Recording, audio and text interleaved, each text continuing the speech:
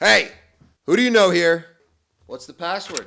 Oh, did you say welcome to Casburgers with your host Eli Halpern? Well, that is wrong. The password is Albanian fetus farmer. But hey, come on in.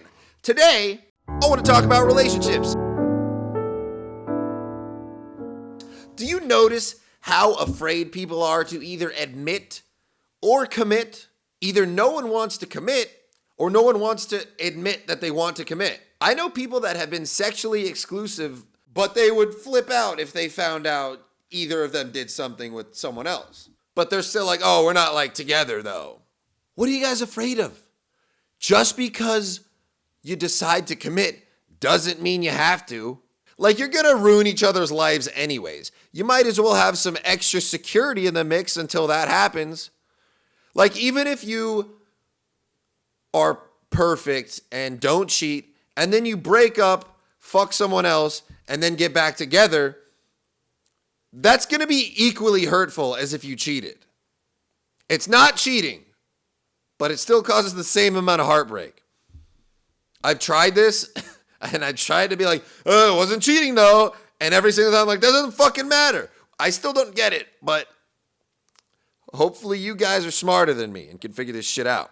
I don't know. Personally, the main reason I would never date someone that I'm consistently hooking up with is because they're not attractive enough. So ladies, if you got a guy who doesn't want to commit, it's probably your fault.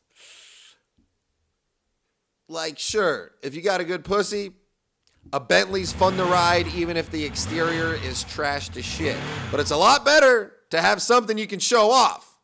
That's why I never understood guys who get mad at their girls for dressing like a whore when they go out. It's like, look, man, you should be showing off your ride. Like, if you got it flaunted, that's what they're there for. You don't want to be escorting One-Eyed Willie around all night. You know no one's going to snatch that up, you insecure fuck. What are you scared of? But I think the biggest roadblock in the modern dating life is the verbiage. Like the word girlfriend. What does that mean? A girl that you're friends with or the fucking love of your life? It's a pretty subtle term for something that has such significant differences. Like, it's a light term that can carry a lot of weight.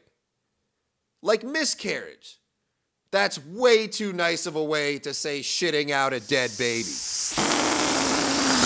Like, you can say, oh, he's just my friend as a casual response. Now, if you say, oh, he's just my boyfriend, then you have no fucking soul, and I want your number. And don't get me started on partner. Listen, gays, I know what that means, but also I don't. What are you, business partners or partners in life? You're confusing us, okay? A lot of you, I can't even tell if you're gay or not. Just say, you fuck, I don't know. Stop confusing everyone. You're in this with us too. As humans who absolutely love breaking down everything into little boxes and categories, it's surprising we don't have a term for all these different types of relationships that we're all involved in. We have both a Latin term and a layman's term for every type of beetle we've discovered, but have never bothered to categorize sexual relationships that every single one of us partakes in. There's a few names like fuck buddies and friends with benefits, but you can't introduce them like that without sounding like a dick. Let's start by separating them into two main categories.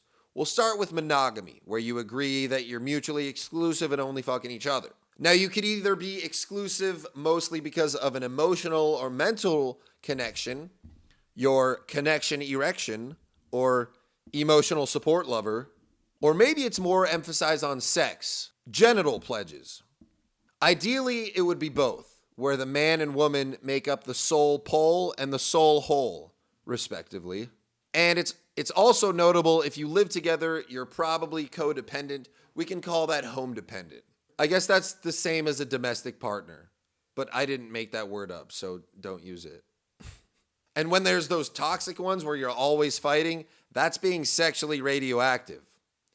But are you even in a relationship if you're not fighting almost every other night? Are your genitals even really pledged to each other? Oh man, some women are like Spirit Airlines. If you show up with extra baggage, they'll fuck you over.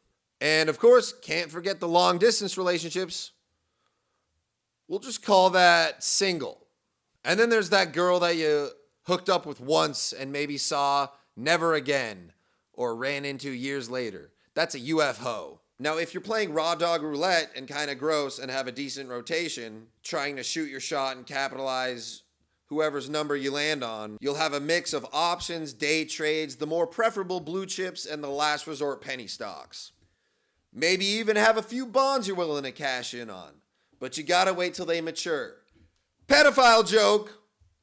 Swingers already have their name. They can keep that. The only time friends with benefits is acceptable is if they're both of you are down to call each other that in public and not be offended. A lot of things go unsaid in a relationship, really. That's kind of the key to seduction, is just alluding to things and saying things without saying them. Like, a flirty implication will go much farther than a direct approach of saying, hey, you're hot, let's have sex.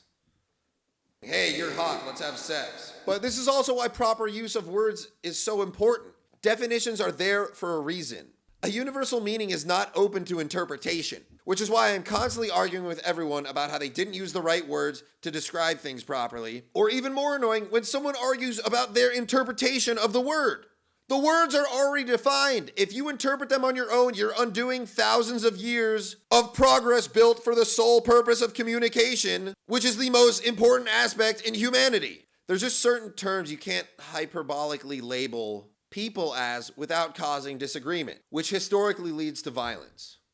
If you say you were humbled by getting a promotion or winning an award, you are retarded, because being humbled is defined as seeing yourself as below others.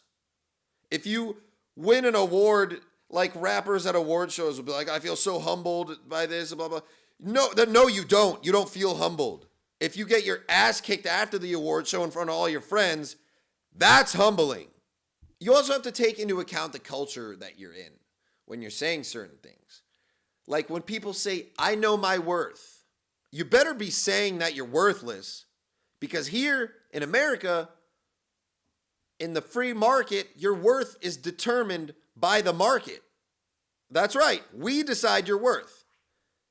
If a broken toaster said, I deserve better, I think we could all respectfully disagree. Although plenty of people would appreciate any toaster as long as it was connected to power and they had a nice full bathtub in front of them. But unfortunately, the market is mostly controlled by men, and newsflash, we don't listen to the big man upstairs. We listen to the little man downstairs. The average man down, a little above average. Listen, shut up.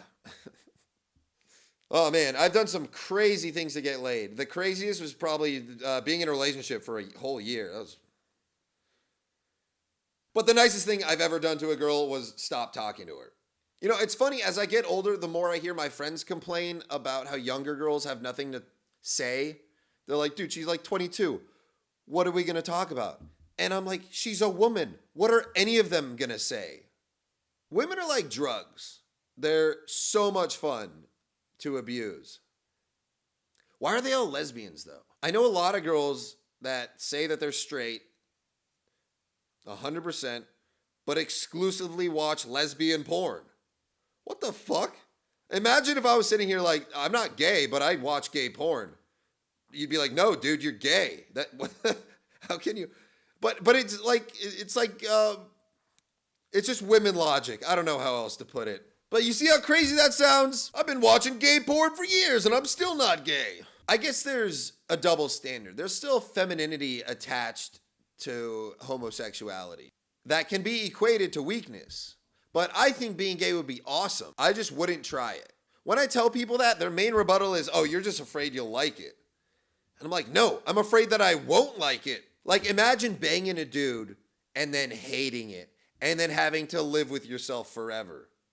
If I banged a guy and loved it, my life would just fucking skyrocket, ascend uphill. Never have to deal with women again. I would pick specifically dudes that I could beat up. And, I don't know, maybe they're just as bad as women. Maybe just anyone who's attracted to men is insane. Because men are pretty bad. We get a lot of people fucked in the head. I mean, okay, I kind of did fuck a guy, but it was hilarious.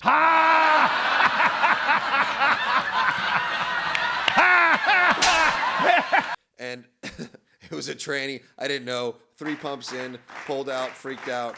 I didn't come. It's a hilarious story. I've told it too many times. I'll bring it back if you're really curious. It's a great story. But the other night, I said, I fucked a guy. I can say faggot. And I pissed off 2 people for 2 completely opposite reasons. One was mad that I said faggot, and the other was mad that I fucked a guy. You get a nice mix of liberals and conservatives out here. But yeah, shut up. I was blacked out in Thailand, accidentally fucked a dude, and it became one of my best bits on stage. Totally worth it. If I ever get the urge to do it on purpose, maybe I'll try it. But for now, I'm pretty sure I like girls. I mean females. I'm pretty sure I like females. Well, physically. Hanging out with the boys is a lot more fun and productive. We're just straight up and direct about everything. Hey, you're hot. Let's have sex. That's why men do the weather. It's cloudy over here. It's hot over there. Here's a map behind me, and it's color-coded. Like, if women ran the news, every story would start with, well, from a source that's not important. It doesn't matter how we got this information, but I'm just really good at figuring things out. And it turns out the president is gay. Like, what the fuck do you mean it's not important? I hate when they pull that shit. Just tell me who said I let them peg me in the 2008 Christmas party. Women are the worst natural journalists. Ever. Ever. Ever. Ever. Ever. But ironically, the best detectives. They don't even need evidence. They'll just go out on a hunch. They'll just make some shit up and be completely right about it. Dude, women are like the FBI. If they have an intuition, they'll catch you. And if they can't catch you, they will plant evidence and they'll fuck you over. That's why I don't ghost girls. Well, I just haunt them for life. This is irrelevant, but I just have to say, last week I got a tattoo of the Louis Vuitton logo on my balls so I can tell girls I got them a designer bag, which is fucking hilarious. It hurt a lot, but only for like 10 seconds. Just like the depths I will go to make a fucking joke. And then right after I find out some guy already did it and posted it, the same exact one, ooh, I was furious. I think I'm actually insane. When I was a kid, my imaginary friend was schizophrenic. But hey, if you can't handle me at my Antifa, you don't deserve me at my BLM. You can't even make fun of me. I already am the fun. You can't make fun out of fun. So listen, guys, this week, go out, find love, be a whore, do whatever makes you happy. Just be honest about it. Unless they'll only have sex with you if you tell them what they want to hear. Then sometimes you got to do that. And also, what's wrong with doing that? You're just telling me what I want to hear. Yeah, you're welcome. What if I was like, here's $100. You're just giving me $100 because I need money for food and rent and stuff. Yeah, take the fucking money. I'm out. Thanks for watching. See you next week.